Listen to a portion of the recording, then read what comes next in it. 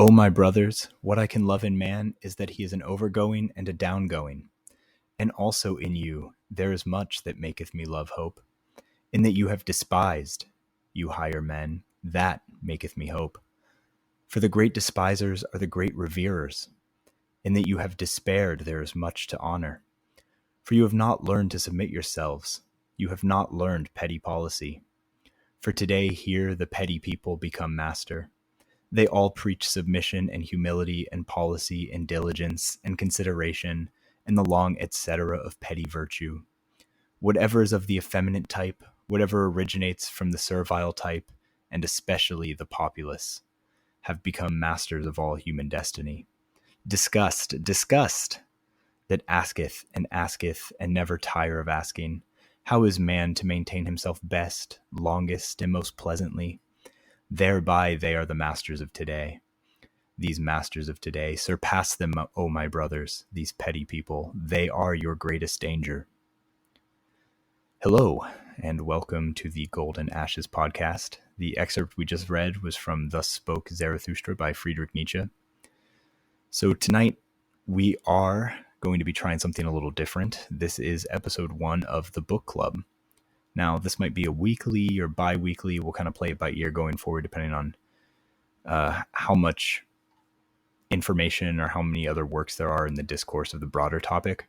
And what we're looking for specifically is thinkers who have written that will advance the discourse, both of this podcast, as well as those that have inspired movements and action in the right wing in recent times, as well as throughout history. So we discussed last week, and we'll elaborate on further this week, in the battle between the left and the right, or more aptly modernity and tradition, how it isn't new. And we defined that using the terms Dionysian and Apollonian, because, the left-right paradigm, originally it comes from the French Revolution. And I had a friend recently ask me if this kind of war between the left and the right had greater historical context, and that got me thinking. And the answer is yes, it does, but not in the way we see it today. So we'll elaborate on that in this weekend's normal installment of Golden Ashes. So that brings us to Friedrich Nietzsche, as well as the book that we're covering tonight, Thus Spoke Zarathustra. How does it fit into the broader context of our discussion? Because often Nietzsche does speak in Dionysian terms. In letters to his friends and to his sister, he would often sign them as Dionysus, speaking of himself as Dionysus. And for Nietzsche, he saw the Dionysian force as creative genius. And I quote to you from Zarathustra: "You must have chaos within you to give birth to a dancing star. You still have chaos within yourselves." So what does Nietzsche mean by this? What does he mean by chaos? What does he mean by a dancing star? Well, he often speaks in mythopoetic terms, and we'll touch on why later on.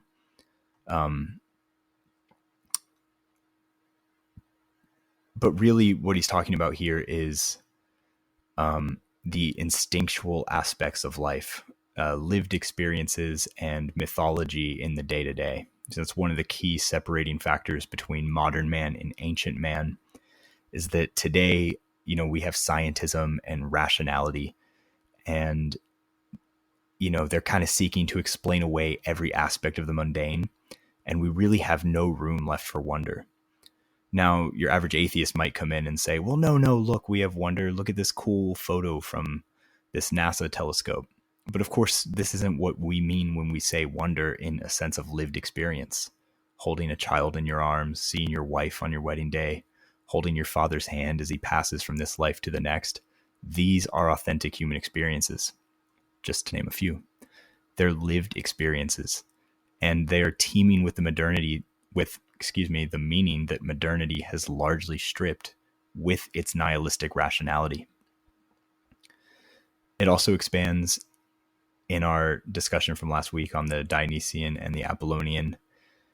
Now, obviously, again, we didn't touch on these in a Nietzschean sense, and we will elaborate on that today. Specifically, what I want to talk about now is how, reiterating from last week, how this Dionysian force rules the world around us. Dionysus is an intoxication god. He's a god of rapture and excess. And really, that's what we see people living their lives like today. It's jumping from one thing to another. It's constant partying, it's casual sex, it's hookup culture. But it's not in any service to an ideal, like in the ancient cult of Dionysus, where they would do these things as a form of ritual. Now it's just anti-meaning, nihilistic escapism. And when you live your life in this way, what happens is you have an Apollonian frame of mind. And again, Apollo, a militaristic god, god of war, god of art. And so when you develop this Apollonian frame of mind, you become rigid and militaristic towards any perceived threat to the lifestyle that you live. And of course, this lifestyle today is protected and propped up by institutions and governments who have a vested interest in their populations not being self-reliant, not being strong, being disconnected from their heritage, their history. They really do have a vested interest in the hyper-rationalization of scientism, in nihilism, and they really don't want a cultural mythos, because ultimately it's belief in a sense of communal becoming that leads to heroism. And Enlightenment values have no idea what to do with heroes or the heroic. Precisely because these Dionysian pursuits as they exist today are lowest common denominator civilizational impulse. So how does, this Nietzschean Dionysian differentiate from our institutionalized version? So what Nietzsche does to explain this is he introduces the concept of the Übermensch, or the Superman. Thus Spoke Zarathustra's attempt to re-mythologize life for those who have eyes to see, those who are Apollonian in their nature, militaristic. These are people who possess strength, character, spirit, and for Nietzsche, most importantly, will, something he calls the will to power. So for these rare few individuals, he hopes that they possess this internal chaos in somewhat of a stark juxtaposition to how they live their lives. And what they're able to do is sublimate it into the creative process. Zarathustra is a philosophical roadmap for a new era of aristocratic heroes. And going back to our quote from the opening, where he talks about the populace, these people of petty virtue, he's talking about a group of people who see themselves as good. And the phrasing he uses is that they have no teeth. Like, you don't know if you're good if you're not good if you don't possess a capability to danger. And Jordan Peterson talks about this a lot. So I don't want to beat a dead horse, as I'm sure most of our listeners are already familiar with this. But something else that he talks about is, again, from the opening quote, you have these people who are like, oh, how can I best live longest and most pleasantly? What can I do to avoid strife, to avoid struggle, to avoid hardship? And Nietzsche, he really does think that suffering is the meaning of life. And obviously this is a proto-fascist ideal. Mussolini wrote extensively on Nietzsche. Mussolini read a lot of Nietzsche, and a lot of early fascist thinkers like Julius Evola, who we'll reference later, Yukio Mishima, people who are, very fascistic in their lifestyle, they all read Nietzsche. And so Nietzsche is really an essential thinker to understand if you want to understand the modern right-wing discourse, specifically on the far right. Obviously, like normie conservatives, they're not reading philosophy, and they're certainly not reading fascists. But yeah, so it is important for the greater discourse, if you want to understand where a lot of these ideas come from, why why suffering is so important, why, willpower and strength of spirit, strength of character, what we mean when we say virtue ethics from the article that I wrote early this week. So back to the Übermensch and heroism. So aristocratic heroes, right? What is aristocracy? Where did the aristocracy come from? What does it mean to be aristocratic? So first, let's look at history. At the dawn of civilization, you had the horse lords from the steppe. Now this is the area north of the Black Sea, and it stretches from modern-day Ukraine to the Caucasus Mountains. That's where we get the word Caucasian from. And these people were called the Aryans, and these people were the first to tame horses. They worshipped sky gods, often in juxtaposition to the people they were conquering, who worshipped the earth goddess, the mother goddess, very famous. In most left-wing circles, you constantly hear about the mother goddess. And it's also something they use to make fun of right-wingers, right? Because most of us are religious. I myself am a Christian. And so you constantly hear, oh, sky daddy, sky daddy. Meanwhile, they're over here literally worshiping the eternally conquered earth goddess. So when you are the first people to tame horses and no one around you has horses, you get to win all the wars. And something else that happened here is you would get cattle raids as a primary feature of these horse lords, intertribal battles. And this is really the dawn of military strategy, things like that. And they conquered from the steppe. They called them, eventually, now we call them the Scythians because Aryan is a bad word, depending on who you ask. And so they conquered from the steppe all the way down into the Hindu Kush region. And, it speaks to the broader European conquest, I guess you could say. So the way ancient Europe would function is you would have a vanguard of people stay behind in the capital, whatever that may be. And then you would have the youngest, the fittest, kind of branching out to conquer new territory. Excuse me. And these Scythian people, so, what led to them being so dominant for so long that, their descendants today still exist. A lot of the ancient aristocratic families still exist today. And this is something Mussolini talked about when he was beginning his Italian unification project. One of the things that he had to deal with was you had families that had been in ancestral homes since the time of Caesar Augustus. So you literally have 2,000-year-long ancestral families. This is something that the American audience isn't really equipped to wrap their mind around, just how old Europe is and how entrenched many of these things are. So, really the post-World War I dynamic of democratization is totally foreign, and we're already seeing it collapse within 100 years of that kind of being enforced. So these horse lords, they practice eugenics. A lot of them engaged in animal breeding as a pastime.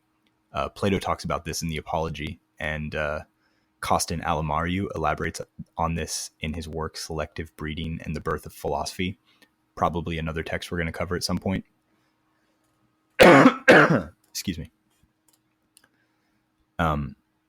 These people, they valued strength, hierarchy, and they were oriented towards the Apollonian, again, a warrior sky deity. And it's this class of people that Nietzsche says is responsible for cultural innovation. And he says that this happens through the mechanism of language.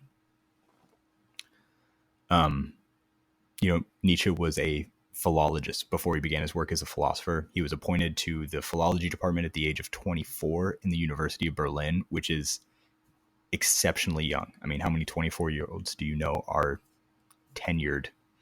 Well, I guess he wouldn't have been tenured, but are bona fide heads of department lecturers at university. And Nietzsche wanted to transfer out of the philology department into the philosophy department. His request was denied. Excuse me. And, excuse me, take a drink of water real quick. His request was denied, so he quit and started working full time as a philosopher on his own. And philology doesn't really exist as a study today. I mean, it does exist, just not at a university level. Philology is the study of language in order to understand, with a cultural context, the mechanisms of history and literature. So in Nietzsche's work, the genealogy of morals, he talks about how this aristocratic class was responsible for culture. And one of the ways he does this is by pointing out that the German word for schlicht, which means plain, is the same as the word in German schlecht. I believe I'm saying that right. If I have any German listeners, let me know. For bad. And so what he says is the mechanism here is that the aristocrats kind of looked at the world around them. They look at the peasants and they looked at themselves and they said, well, what are we? We're good. We're noble. We're strong. We have strength of character. We have noble birth. And therefore, because our birth is noble, therefore our virtues must be noble. Versus, what are these peasants? Well, they're plain. And so plain is bad. It's bad to be plain. It's good to be aristocratic. It's good to be strong. And, this is something we also see in ancient Greece, where the peasants, the slaves, they weren't allowed to work out. They weren't allowed to be strong.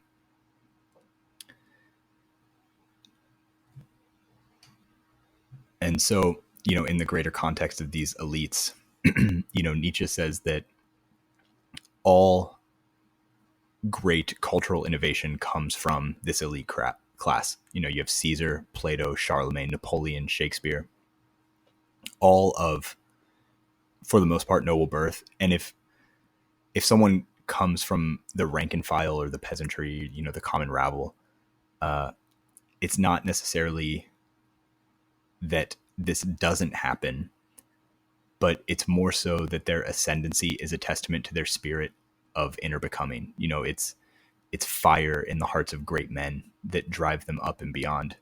And Nietzsche was really obsessed with the mechanism that creates great men. He said ancient Greece was the greatest culture to ever exist. And indeed, it is one of the most aristocratic cultures that has ever existed.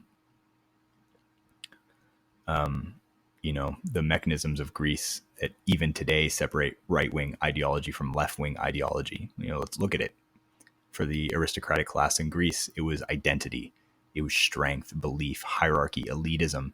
In essence, it was nobility from a birth perspective that gave rise to all these things, because it was that class of people. Thucydides was a historian, but he was also a general. Socrates was an Olympic wrestler. Aristotle, again, also, mentored Alexander the Great. Plato mentored at least 3 kings in his day. I can't remember the city they were from. It might have been Thebes. I think it was Thebes.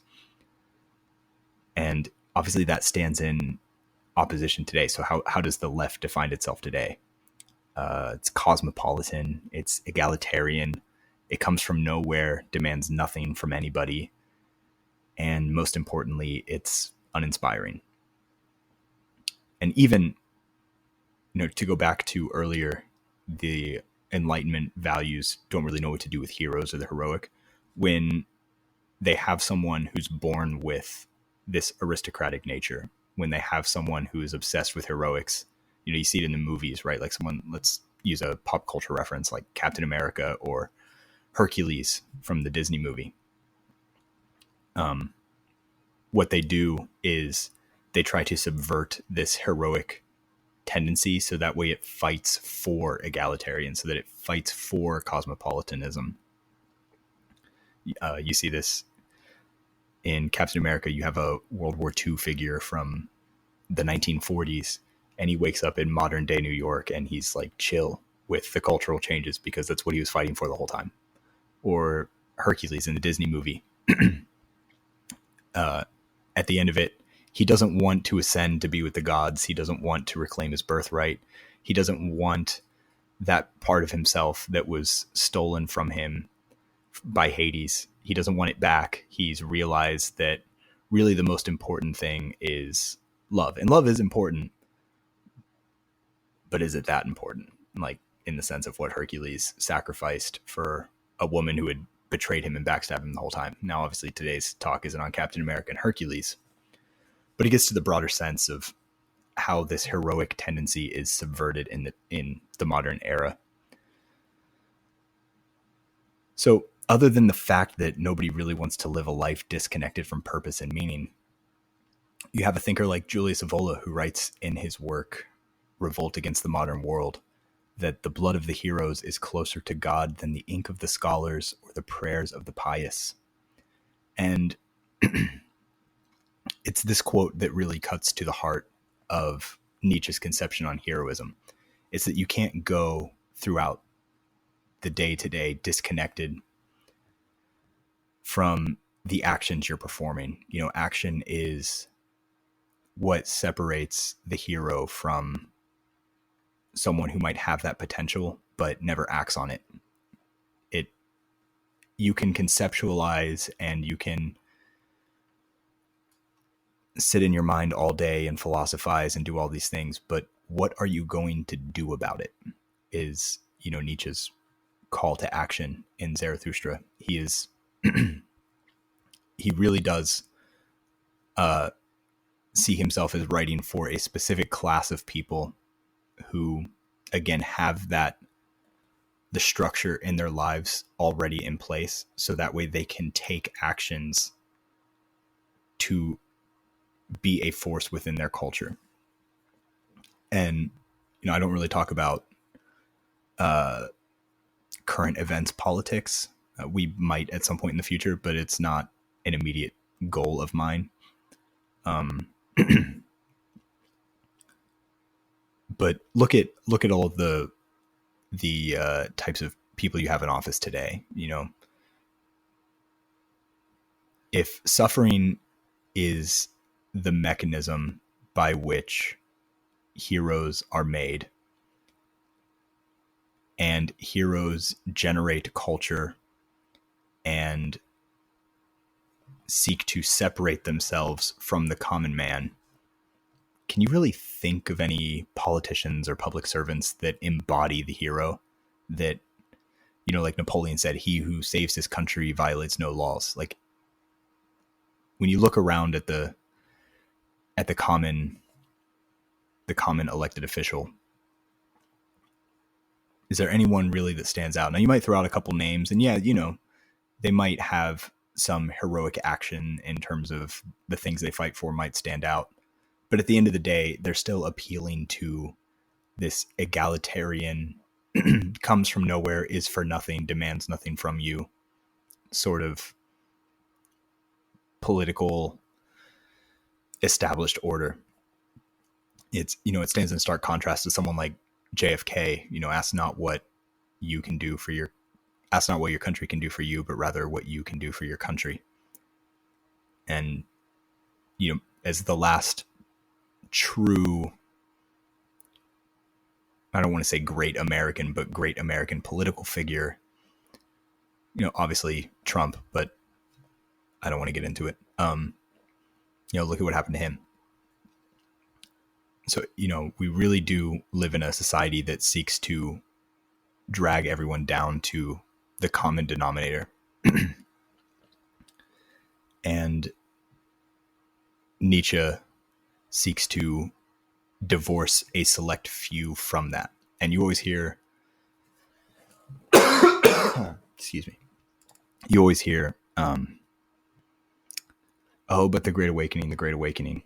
And if you look at history through the lens of the common person. It, political movements, massive cultural change, it never really starts with like a mass awakening from the people. It was 13% of the people that fought in the Revolutionary War. The French Revolution started with a handful of elites. The Enlightenment started with aristocratic noble families like the Medici, warring against other families for cultural influence. It was the Medicis that paid Michelangelo, and he worked as their I can't think of the word right now. He worked kind of as their they were his patron family. He worked as their artist on behalf of the Medici. And this is what Nietzsche is saying, throughout the course of Zarathustra, as well as his corpus, is that anything you want to do that will drive culture is going to be almost selfish. You look at someone like Beethoven, who wrote incredible pieces of music still played around the world today. And he wrote in a letter to his friend, and I'm paraphrasing here, that the people in his life were tools to be exploited for him to create more and better music. And this isn't, we don't have obsession to this degree in the day-to-day. Now, obviously, this is allowed with athletes. It's allowed in business. You think of like tech bros, or you think of a football player or basketball player, obviously crushing the competition, being better. Elitism, for lack of a better word, is allowed. It's an allowed discourse within certain circles. But, try to speak that way at your next company meeting. It probably won't fly. So what do we do to differentiate ourselves? What kind of actions can we take? Well, personally, I think that if you want to take any form of action when it comes to being elite and standing apart, it's going to start with the gym. You want to go to the gym. Because it's the one thing that you can't fake, right? You can't fake a good physique. You can't fake strength. 225 pounds of iron is 225 pounds of iron. And it's also, Jonathan Bowden says this, that one of the worst things you can do is advocate for authoritarian politics and policies and fail to live up to the measure of which you are seeking. Because one, it's hypocritical, but two, you're advocating for something that you can't even maintain it. I once heard someone say that they were sitting in a college class and their lecturer was speaking about Alexander the Great. And this professor was kind of making fun of Alexander at one point. And this person started thinking, he was like, you're going to make fun of Alexander the Great? Dude, you're fat. You're going to criticize this guy who conquered the world. You can't even conquer your diet. So it really, that's where it's going to start. It's going to start there. It's going to start with genuine spiritual practices. Just make sure you're living up to the ideals that you preach. If that happens to be something in politics, get involved locally, do something where you can make an immediate change. I saw an article recently that said that 40% of graduates moving into like positions in politics, campaigns, things like that, are groypers. Regardless of how you feel on Nick, like that is an immediate tangible value to politics that is going to have ramifications in the greater scheme of things. But yeah, so 30 minutes in, this is the first episode of the book club. If there's any other works that you want me to cover, let me know. Moving forward, we'll try to make these a little longer. Again, this is kind of just the first one, and I don't want to say too much because our episode for this weekend talks about the heroic in much greater context, and we're going to look at it historically through the lens of the barbarians, whether it's the Goths and the Visigoths, the Vandals, or the Normans and the Vikings, the Scythians, or the Bronze Age sea peoples. We're going to cover that at length. So this really is just a introduction of Nietzsche to that discourse, because it's impossible to talk about heroism, barbarianism, and aristocratic elitism in the right-wing discourse without talking about Nietzsche, as he is sort of the grandfather of this conversation in modern historical context. Obviously, again, it has perennial justification, but in terms of any modern political movement, as far as the far right goes, again, we talked about the fascists. Hitler read Nietzsche, Mussolini read Nietzsche, as well as a lot of the thinkers in like the Nouvelle Droit movement. So you have like Guillaume Faye, Alain de Benoit, all these guys read Nietzsche. And so, yeah, that is a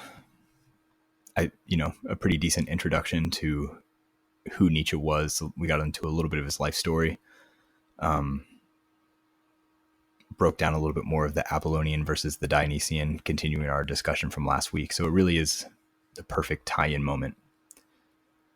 I think next week we're going to cover Julius Evola. I think we're going to start with either Ride the Tiger or Men Among the Ruins. We will do Revolt Against the Modern World at some point. But we're going to kind of continue with the heroic and the aristocratic. So it's going to be one of those two works as they kind of highlight aristocratic nobility. Obviously, Ride the Tiger, the subtitle of that is a manual for aristocrats of the soul. So that's a good way to continue this conversation on aristocrats and heroism. Yeah, thank you for tuning in. Keep your eyes open for our main podcast later this week, which again will be on heroism in the modern age. Thank you and good night.